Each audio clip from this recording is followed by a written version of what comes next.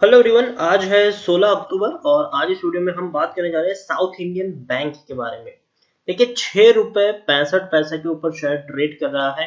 पैनी स्टॉक है ये और कल इसके नतीजे भी आए हैं। कल इस बैंक के नतीजे आए हैं, तो इस वीडियो में हम बातचीत करेंगे उस नतीजों के बारे में और इस पैनी स्टॉक में खरीदारी करना कितना सही रहेगा उसके बारे में भी आज हम इस वीडियो में बातचीत करेंगे।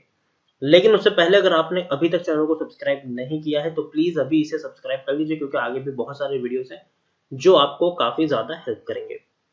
तो चलिए शुरू करते हैं। तो साउथ इंडियन बैंक 6 रुपए 65 पैसे पर ट्रेड कर रहा है।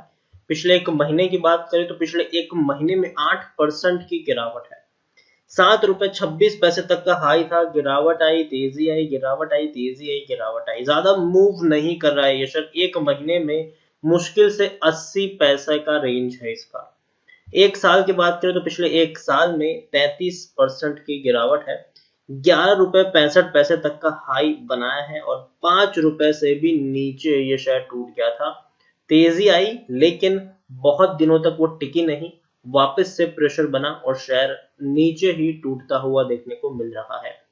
पिछले 3 साल में अगर हम देखें तो 80% की गिरावट है। 33 रुपए से 34 रुपए तक का हाई है, 5 रुपए का लो है। 10 साल की मैं बात करूं तो पिछले 10 साल में भी ये शेयर ने कुछ खास नहीं किया है।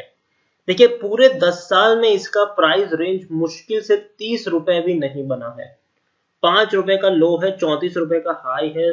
सोचिए, 30 रुपए का भी इसका प्राइस रेंज नहीं है, तो ज्यादा फ्लक्चुएट ये नहीं होता है।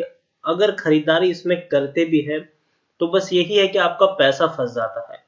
यहाँ पर डिविडेंड उतना ज्यादा पे नहीं करता है, पे ही नहीं करता है डिविडेंड, ठीक है।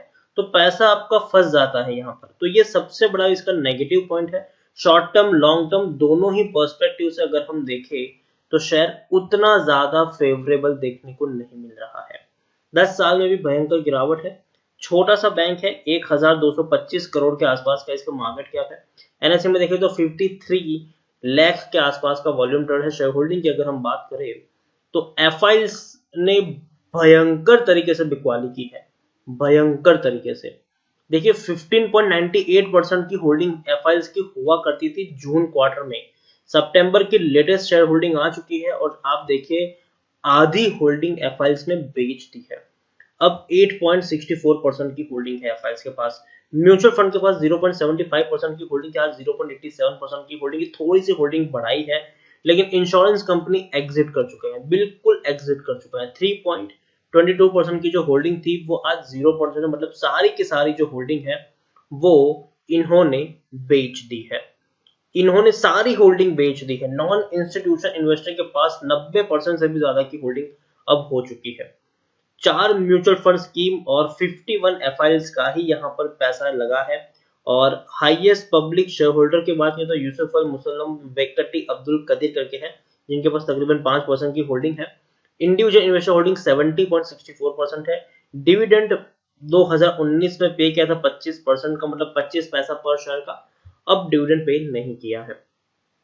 यहाँ पर एक और चीज अगर मैं आपको दिखाऊं तो टेक्निकल रेटिंग बिल्कुल अच्छी नहीं है, डाउन ट्रेड में है ये शेयर। और उसके अलावा मानता हूं कि वैल्यूएशन इसका सस्ता है, लेकिन फिर भी सस्ते वैल्यूएशन में भी खरीदारी करना एक बड़ा रिस्क यहाँ पर हो सकता है।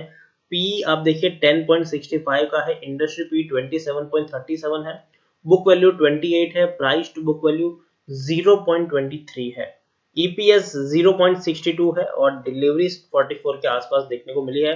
According to Moneycontrol user 87% लोग खरीदने की सलाह दे रहे, 3% लोग होल्ड करने, मतलब 90% लोगों का पॉजिटिव व्यू है, जबकि 10% लोग यहाँ से बेचने की सलाह दे रहे हैं।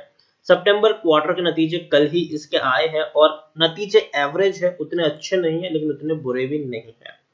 बैंक ने 65 करोड़ का मुनाफा कमाया है, जो पिछले क्वार्टर में 80 करोड़ से भी ज्यादा था। उससे पहले तो 143 करोड़ का इनको नुकसान हुआ था, इससे पहले 90 करोड़ 85 करोड़ तक के प्रॉफिट थे। तो पिछले कुछ क्वार्टर को अगर हम देखें तो डेफिनेटली कम है मुनाफा, लेकिन मार्च क्वार्टर से कंपेयर करेंगे तो काफी अच्छा, क्योंकि मार्च क्वार्टर में 145 करोड़ के आसपास का लॉस हो गया था इस बैंक को। तो 65 करोड़ का मुनाफा है, तो डेफिनेटली एक अच्छा भी नहीं कह सकते और बुरा भी नहीं कह सकते, एवरेज हम इसको कह सकते हैं। नेट एनपीए ग्रोस एनपीए में भी सुधार देखने को मिला है। उसके अलावा अगर हम देखें शेयर होल्डिंग के बारे में हम ऑलरेडी डिस्कस कर चुके हैं, लेकिन आप देखिए प्रमोटर कोई बड़ा प्रमोटर यहाँ पर है नहीं, कोई प्रमोटर नहीं है इस कंपनी इस बैंक में। लेकिन एफआईज पिछले काफी वक्त से सिर्फ और सिर्फ बिकवाली में लगी हुई है। 22.34% की होल्डिंग आज 8.64% है। मतलब एक बहुत बड़ी होल्डिंग एफआईज ने हर क्वार्टर में बेची, हर क्वार्टर में इन्होंने बिकवाली की है। एफआईज ही नहीं, म्यूचुअल फंड ने भी हर क्वार्टर में बिकवाली की है।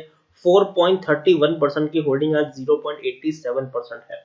इंश्योरेंस कंपनी भी एग्जिट हो चुकी है। जहां पर बड़े बड़े फंड हाउसेस एग्जिट ले रहे हैं, वहां पर रिटेल निवेशक ये सोच के खरीदारी करते हैं कि पेनी स्टॉक है, बहुत ज्यादा क्वांटिटी आ जाएगी, खरीद लेते। जी नहीं करनी है, यहाँ पर खरीदारी अवॉइड करना है। मैं आपको तब से कह रहा हूं जब से इसने एक बड़ा हाई बनाया था इस पेंडेमिक के दौरान, जब से इसने ये 9 रुपए तक पहुंचा था, तब से मैंने वीडियो बना के कहा है कि अवॉइड करें इस शेयर को। ये शेयर ना ही शॉर्ट टर्म के लिए अच्छा है, ना ही लॉन्ग टर्म के लिए अच्छा है। दोनों में ही आपका नुकसान होना है। तो मेरे तरफ से यहाँ पर सिर्फ और सिर्फ अवॉइड करने की ही सलाह रहेगी। अभी भी मैं कहूंगा कि बहुत ललचाएगा डेफिनेटली। अगर आप देखेंगे तो ये शेयर आपको काफी ज्यादा ललचाएगा खरीदारी करने के लिए, लेकिन मैं यही कहूंगा कि इसको अवॉइड करेंगे तो ही आपका फायदा होगा। अगर आप सस्ता है ये सोच की खरीदारी कर लोगे यहाँ पर, तो याद रखिए फंस के रह सकते हो यहाँ पर आप। तो अवॉइड करने की ही सलाह है यहाँ पर। बिल्कुल भी बाइंग साउथ इंडियन बैंक में अभी के हिसाब से नहीं करनी चाहिए, क्योंकि आप खुद देखिए यहाँ पर प्रूफ है। पिछले 1-1.5 साल से आप देखेंगे तो कंटिन्यूअस हर कोई बिकवाली कर रहा है। एफआईज ने बहुत बड़ी होल्डिंग बेची है, म्यूचुअल फंड ने भी अपनी ऑलमोस्ट सारी की सारी होल्डिंग बेच दी है, 70-80% की होल्डिंग बेच दी है। इंश्योरेंस कंपनी तो भैया यहाँ से एग्जिट ही कर चुकी है। उन्होंने यहाँ पर निवेश किया ही नहीं है। जितना किया था फायदा उठाया उन कंपनियों ने, म्यूचुअल फंड, इंश्योरेंस कंपनी और ये एफआईज ने फायदा उठाया इस तेजी का और बिकवाली करी और एग्जिट हो गए। और यहाँ पर फंस गए हैं रिटेल निवेशक, क्योंकि रिटेल निवेशक हमेशा अट्रैक्ट करते हैं छोटे शेयर्स। जनरली मैं यही कहना पसंद करूंगा कि अवॉइड करें, फंडामेंटली जो अच्छे शेयर नहीं है उसको अवॉइड करें। फंडामेंटली स्ट्रॉन्ग शेयर खरीदे, चाहे वो महंगे ही क्यों ना हो, लेकिन फंडामेंटली स्ट्रॉन्ग शेयर को ही खरीदना पसंद करें लॉन्ग टर्म पर्सपेक्टिव से। साउथ इंडियन बैंक अभी भी मेरी बाइंग लिस्ट में नहीं है, और ना ही मैं इसको आने वाले कुछ महीनों तक तो ऐड करूंगा, बिल्कुल नहीं करूंगा इसको। तो अवॉइड करने की सलाह है। खरीदारी अगर आपने की है तो जब भी कोई बड़ा उछाल मिले एग्जिट करने की सलाह रहेगी यहाँ से। तो वीडियो को यहीं पे एंड करूंगा। अगर आपको वीडियो पसंद आया हो तो प्लीज इसे लाइक करें, शेयर करें। अगर आप चैनल पर पहली बार आए हैं तो प्लीज सब्सक्राइब करें, और साउथ इंडियन बैंक के बारे में आप क्या सोचते हैं वो भी आप मुझे कमेंट में लिखकर बता सकते हैं। Thank you.